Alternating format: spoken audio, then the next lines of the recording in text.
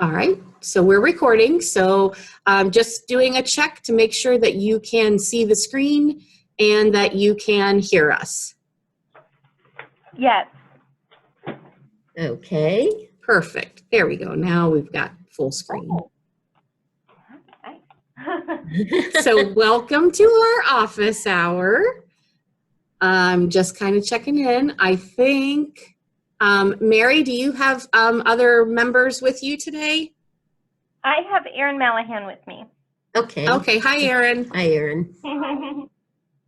Well, I think we're a small group today. We know that we're in testing season and people are pulled away and really busy. So we thought we would probably have a pretty small crowd today, but we will go ahead and get started. We'll get through everything. And if you've got additional questions, we'll take those. And if no one else joins in today, then you have Helen and I all to yourselves. Yes, and we did have someone send in a question that we thought maybe they'd be on. So if we have to go back, we'll go back. Yeah, absolutely. So, okay, so we're going to go ahead and get started. So we did get a few questions and we tried to pull a few that we've had come up over the last couple of weeks. We thought we would share. Our first question, we actually found a little bizarre, but apparently this is happening in some places where intervention specialists are being asked to conduct a record review for the ETR and actually convene and hold the ETR meeting. So without the psych. Without a psych. So we were asked if that's allowable. And we said no. I mean, we basically, when we first received the question, we said, well, certainly the intervention specialist would have input, but would not be conducting the entire record review or just holding the entire ETR meeting. Any questions about that? Is it, everybody agree? No questions. Okay. And obviously we do want to reiterate that it is appropriate for an intervention specialist to complete a part one for the ETR, and they should be doing that, but certainly not being asked to do the entire ETR. Okay. And actually, Mary, I think you and I talked through this question over the phone a week or so ago, but this does come up from time to time, even for students who are served in their home district, that for a myriad of reasons, any kind of service sometimes has to be suspended for a student. And so what do you do when that happens? And we kind of talked about amending the IEP and then obviously changing dates in section 7 to reflect that time period. So for example, as you know, the cases that you and I talked through for some of your kiddos, they may not be able medically to tolerate, academic instruction or OT, PT, something like that. You are just going to document that in section 7, what that time expectation is, when it would resume, explain in the amendment why, and then obviously you're going to detail all of that in the PRO1. So does that make sense to everyone? Yes. Can I ask a follow-up question? Certainly. So in our situation, the student actually is about to have a new ETR. He's not like in the IEP. I'm sorry. He's not in the middle of one. So should we be writing it based on his current services and just note that it'll be unavailable for a little while, or should we be writing it for nothing, that he will not be getting anything, and then amend it when he comes back to get services? Well, I think you would have to write it for the timeline. Mm-hmm. So what I think I would do is probably write it for what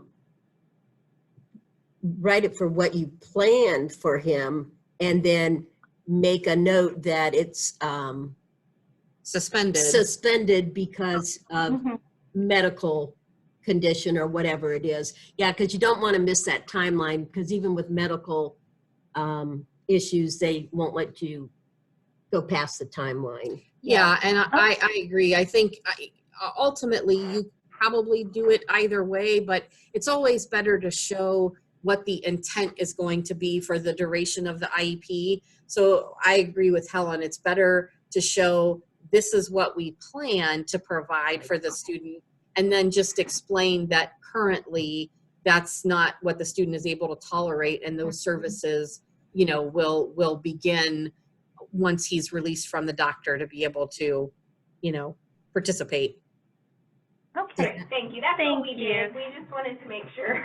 We noted it in everywhere we could. That's makes perfect. sense, yes. You've covered everything, so that's good. Okay, great. One of the next questions we got was, we get this actually quite often, is who is responsible for the initial and or reevaluations for both the Autism Scholarship and the John Peterson Special Needs Scholarship. And it actually changes a little bit. It depends. It depends. So if a student has not yet gone to a private provider and they are in the district and have not yet been evaluated, it is the responsibility of the district of residence to do the initial and to do the follow-up reevaluations.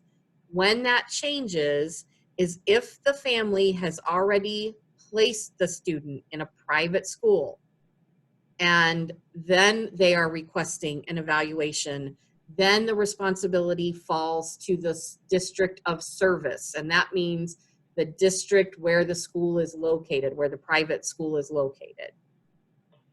And you probably don't have too many students with autism or John Peterson, correct? No. I didn't think so, okay. But that just came up yesterday from a district, and we thought, we get so many of those questions, and a lot of times, well, it's hard to get responses from well, they just changed again, and we're down to one person in the Autism Scholarship office, and we had tried to get OEC and someone from the Autism and John Peterson Scholarship to be at the Cali to hold a session, just because it can be so confusing. But they said it was going to happen, but it didn't. It didn't. Yeah. So, but yeah. I could see where this would get very sticky. It does. And so, you know, districts get very frustrated because it is kind of like a moving target sometimes, they feel like. And so yeah, so we try to field those questions as best we can. But okay, well, hopefully that answers that one thoroughly. This is another one we kind of get very often.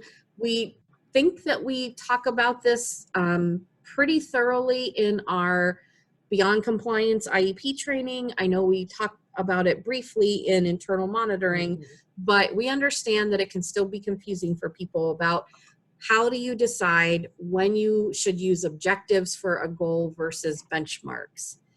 And sort of the general rule of thumb is we always go back to remember first and foremost that a goal has to stand alone, that it has to be measurable on its own without objectives.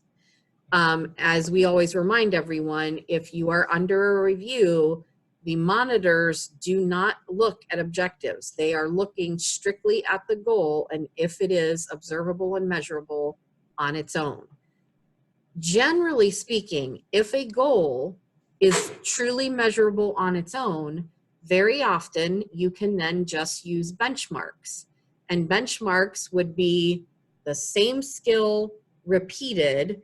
You would just be either increasing the level of accuracy over time, decreasing the level of dependence that a student has, whether that's physical dependence, hand over hand, gradually moving to, you know, gestural prompts, things of that nature.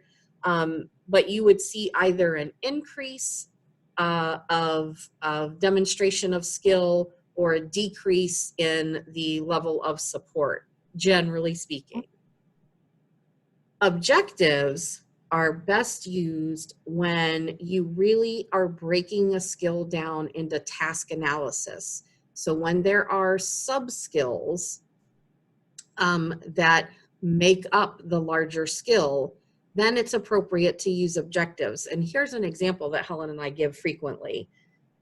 If you had a goal that the student was going to perform the 4 basic functions in math when given, you know, high school, 9th grade algebraic equations, the student would correctly perform the 4 functions, meaning addition, subtraction, multiplication, and division, with 80% accuracy, and that was the goal. If you could measure that by itself, you could, but the danger in doing that is you wouldn't be teasing out how well the student was doing in each of those. So you wouldn't have a good sense of, oh, the student really has mastered, you know, addition and multiplication, but is still really struggling with subtraction and division. So in a case like that, you want to keep repeating, yeah. Exactly. So in a case like that, we would say use objectives, because then you are clearly going to be able to measure and report on how well the student is doing with each of the 4. That's important info for the teacher to have, to know what to focus on next. But other things, and I think we've even given this example of if you had a goal for a student to use a variety of coping strategies, and it didn't really matter which coping strategy she used. The idea is use whatever's in her toolbox to calm herself when she becomes distressed. Then you don't need to break that into objectives. You could just benchmark it, and the student will do it, you know, 30% of opportunities, then 40, then 50, then 60, or, you know, or up to 80, or whatever it is that is the target for that. Where things become a little bit trickier sometimes, and there can be some confusion, is when the sub-skills are sequential. So when one skill is necessary to be achieved before the next sub-skill, you know, can be worked on. So thinking of an example like in speech, if a student is trying to really has to master a beginning sound before the student can move on to blends, that would be sequential in nature.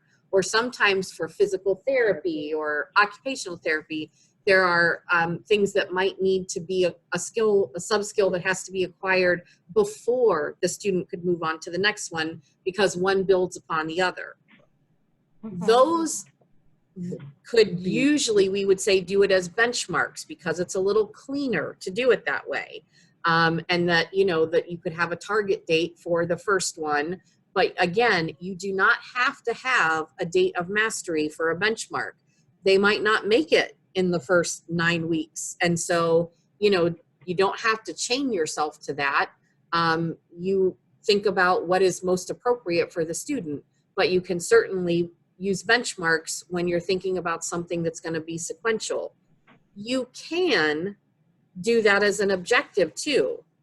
However, if you write those as an objective and they're sequential, it is critical that they are worded correctly, so that it would say something like, upon mastery of 1.1, student will blah, blah, blah, blah, blah. And then the next one would say, upon mastery of 1.2, student will blah, blah, blah. So you're kind of chaining, you're going down the sequential list of the skills. Does that kind of make sense to everyone? It does. Yeah, and there is no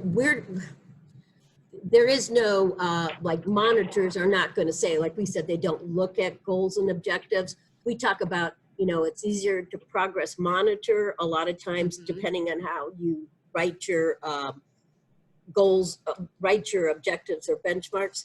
But we just say it's easier a lot of times to do benchmarks, but there is no, you can't use benchmarks, you can't use, you know, one over the other. I mean, in the state of Ohio, you can use either benchmarks or objectives. I know there are some states that only use, I think, benchmarks, but, you know, we just kind of show sometimes, and I'll even go back to the days when I was teaching.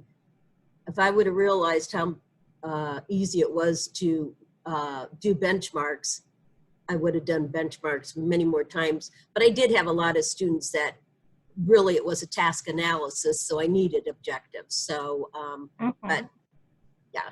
Yeah, and this is just a nice chart that kind of breaks down the difference between the two. We thought we would share. Again, you know, when you're doing objectives, usually those are going to be worked on over the entire course of the IEP, just like the goal. Whereas a benchmark sometimes is broken into those shorter periods, into quarters, or, you know, and again, things that we already talked about, you're incrementally increasing either the frequency, the duration, the accuracy, or you're decreasing the support. And like Helen said, the objectives where you're really looking at a set of sub skills that are, again, that sort of task analysis. So hopefully that helps clarify a little bit. Any other questions around those? I do have a question. I think that we've explained this to our staff fairly well the last couple of years since we went to the compliance training. But I do have a question about something you said in your answer, which was you didn't need a date of mastery for benchmarks.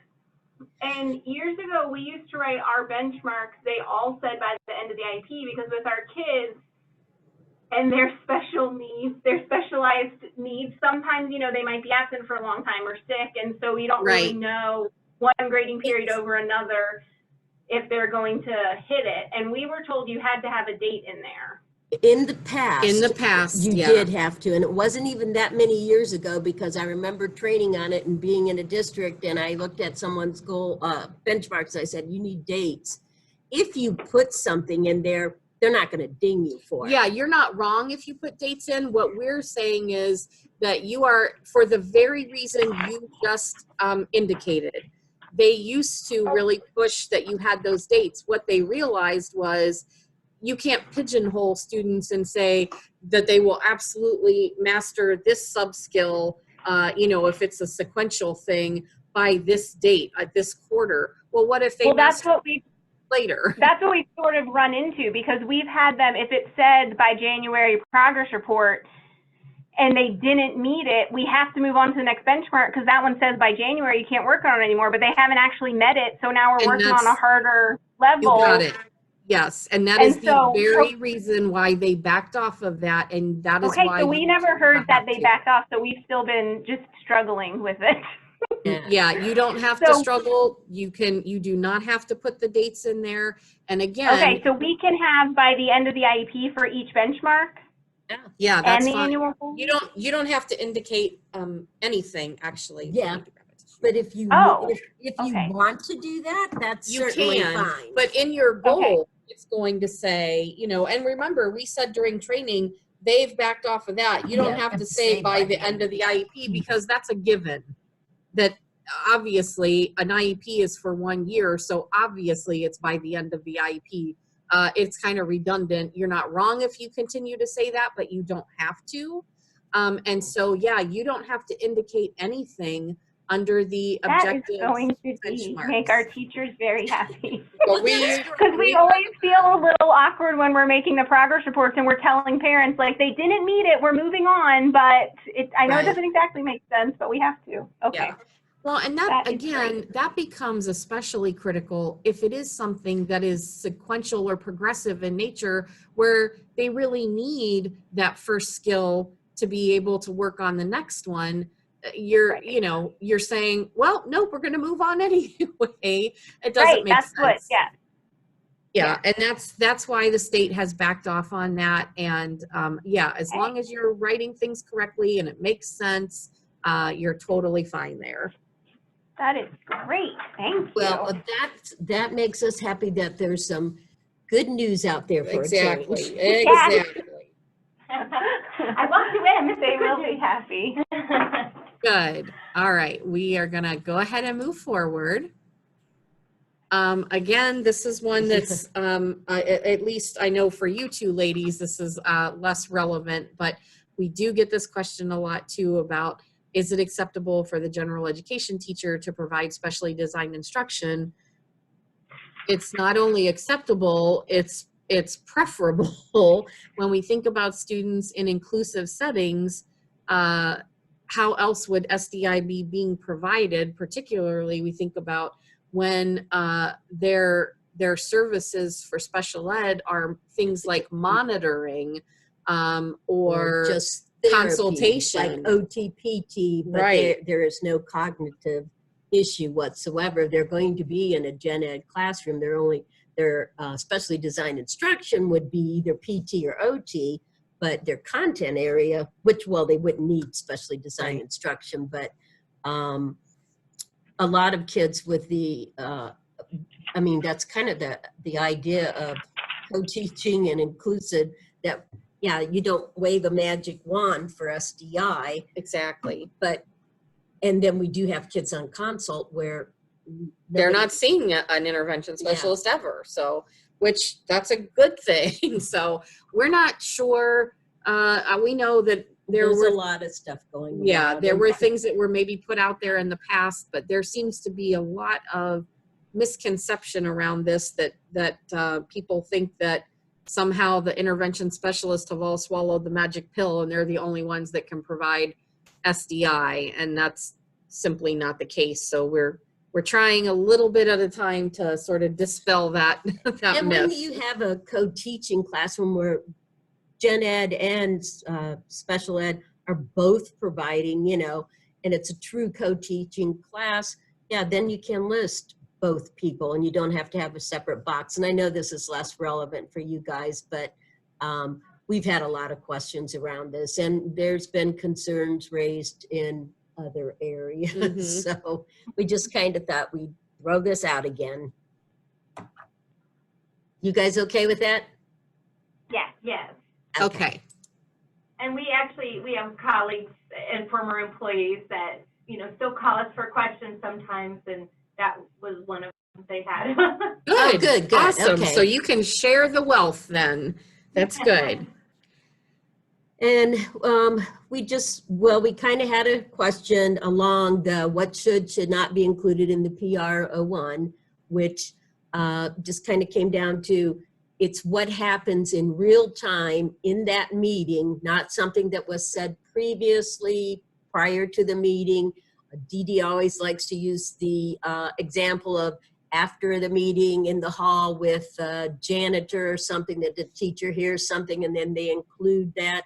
It's what actually went on in that meeting, not something that was discussed later and put in.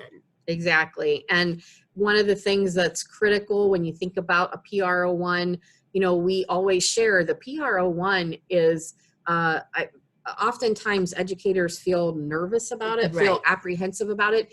It is your friend. The PR01 is what tells your side of the story in any situation. And a PR01 has made or broken cases in due process. Again, because you are documenting, you know, what took place. Therefore, it has to be factual. So you're not putting opinion.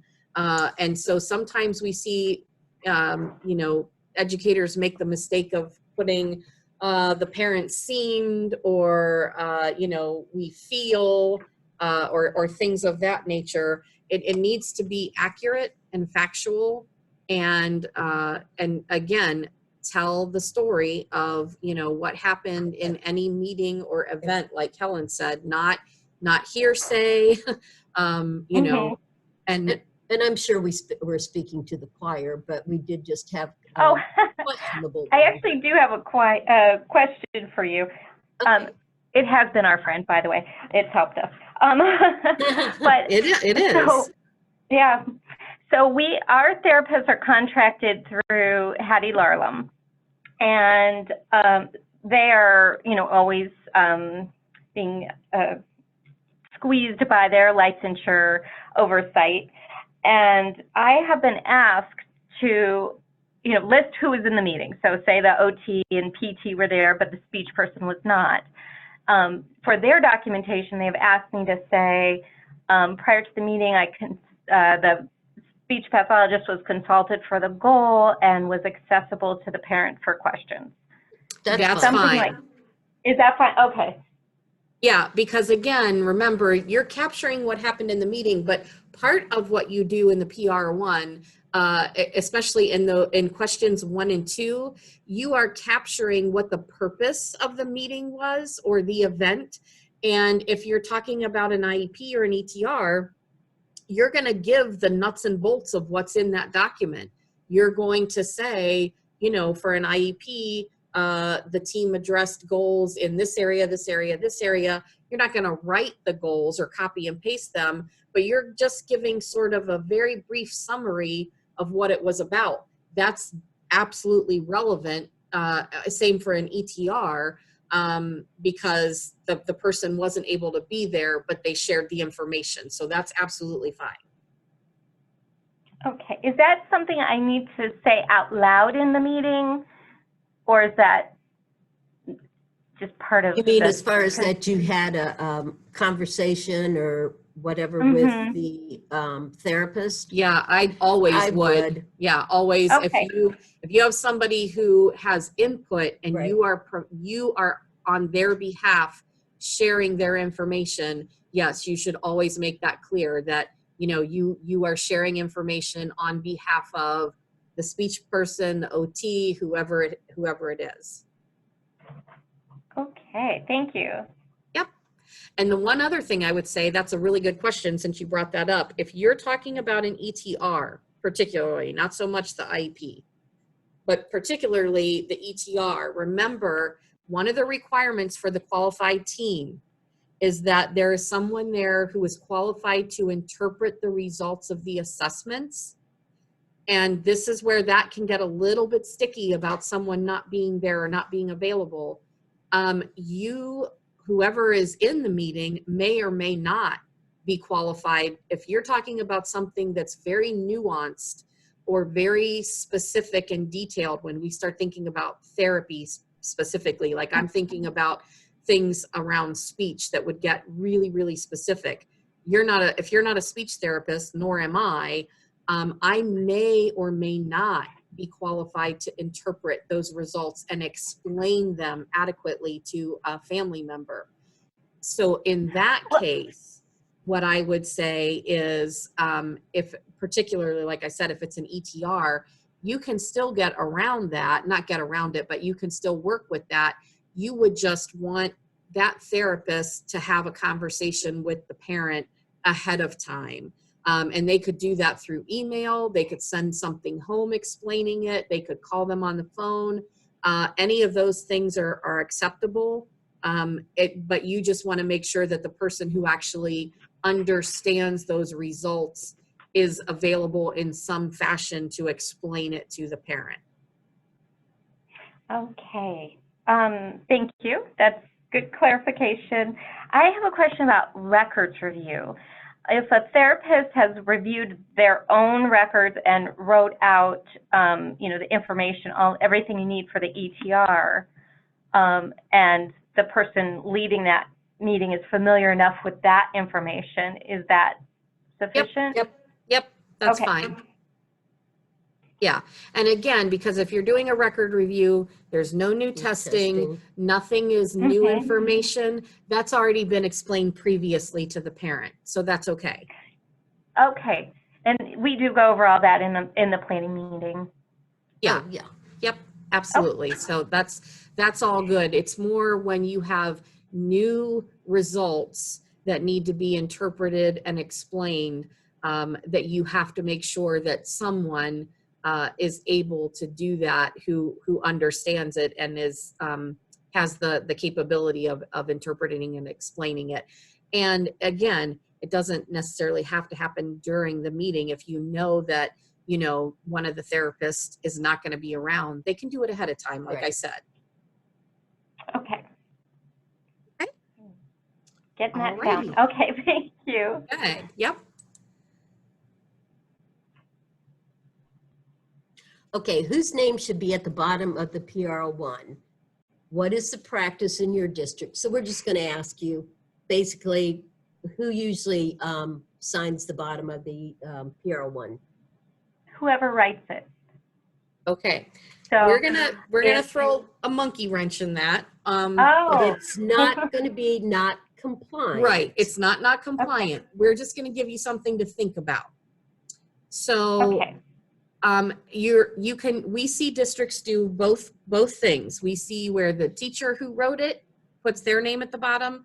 We also see very often where it is the director of special education from the district, or whoever serves in that capacity. Sometimes the district rep, it might be, the special ed coordinator, but someone in that capacity has their name at the bottom.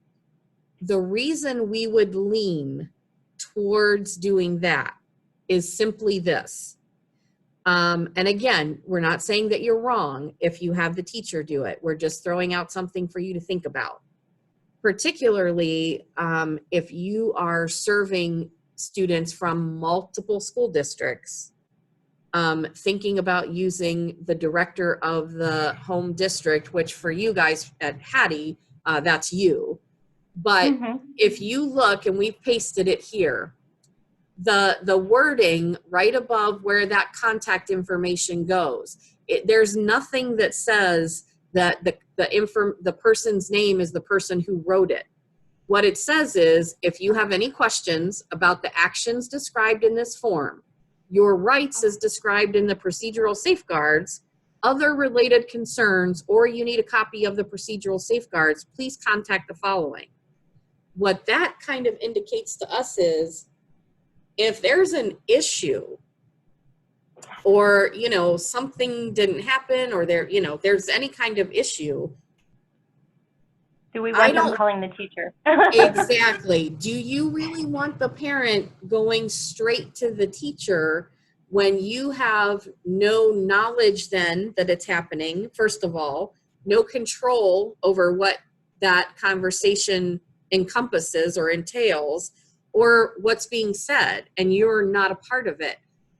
For that reason, we suggest that it is a district representative, most likely, someone in the Office of Special Education. Yeah, because when Dee Dee and I started to discuss this, because most of the time, I mean, fortunately, I didn't have to write PR1s. I've come to understand that PR1s are the district's, does protect the district. But we had a conversation about a teacher that wrote some stuff in a PR1, signed, but then when they called the teacher said some things that it was like a litigious case, and that went to court. And it's like, would you want probably the special ed director, because I sometimes have a problem, even though a principal is going to be, often a principal is the, what am I thinking? District representative. The district representative. And we've discussed that too. I mean, now if it goes to the principal, I'm sure he's going to contact somebody, because some of my concerns are sometimes the principal does not know.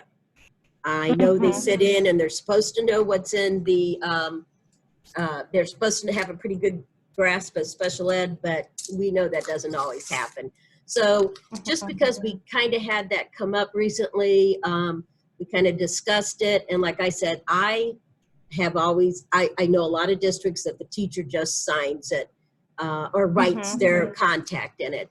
But even if that was the case, I think I would just make sure teachers know, if you get a question, especially if it's a parent that could be litigious, or there's been some issues in the past, that let's make sure we let the director know.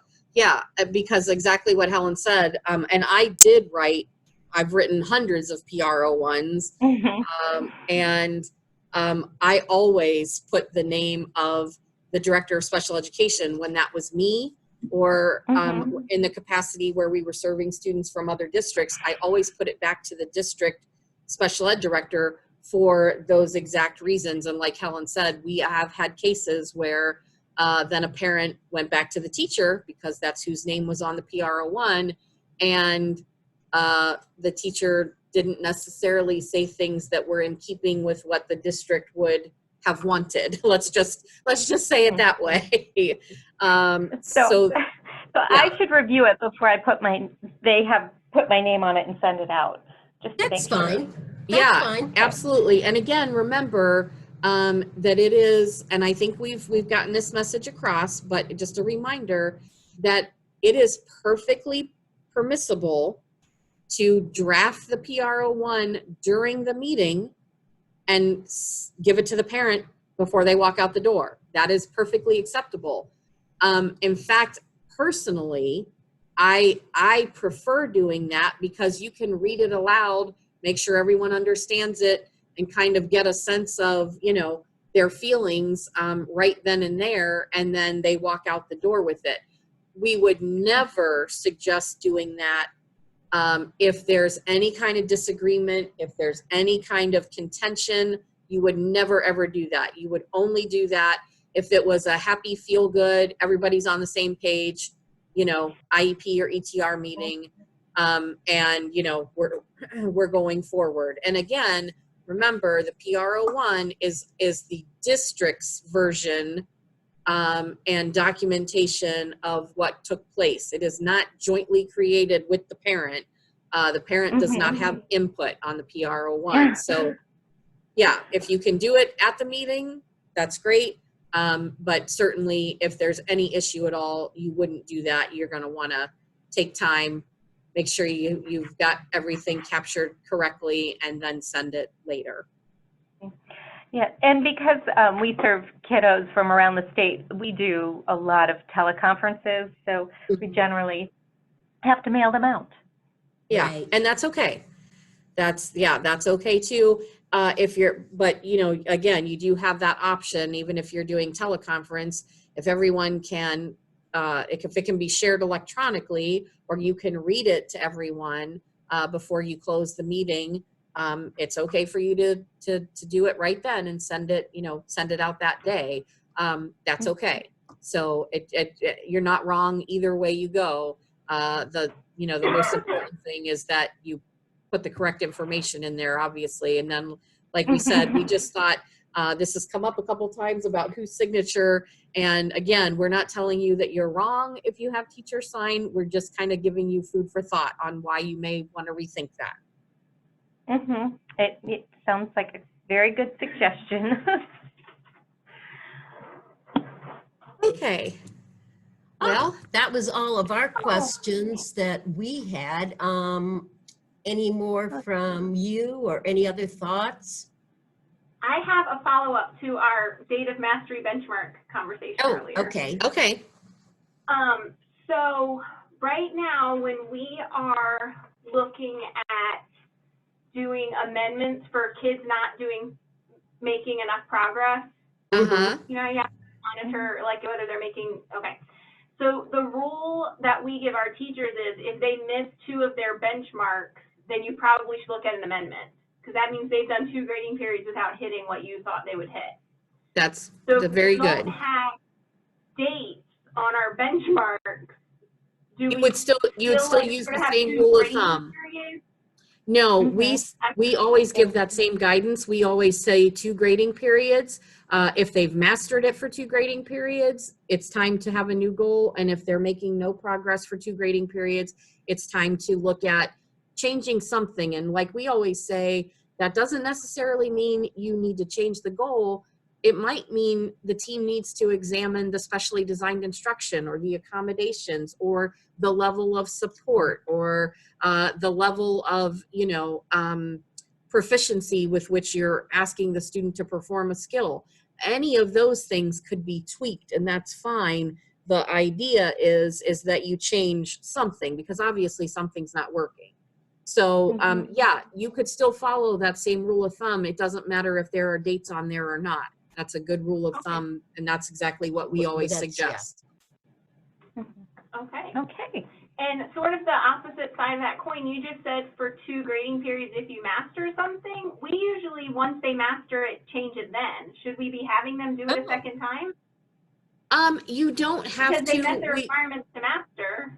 Yeah, you don't have to. We've just often we have had lots of situations where, okay, say you're 3 weeks away from a reporting period, progress reports. Yes, and we a do. kiddo, yeah, so they barely mastered it. week 5, yeah. Yeah, you want to make sure that they truly mastered it, because sometimes, well, they'll do really well on something for a couple of weeks and then it was sort of a fluke and then they tank again. So we just usually say that's the longest you would let a goal go, where a student has demonstrated mastery. You wouldn't go beyond 2 grading periods, because if they've shown mastery for 2 straight grading periods, then it's a safe bet that they've mastered it.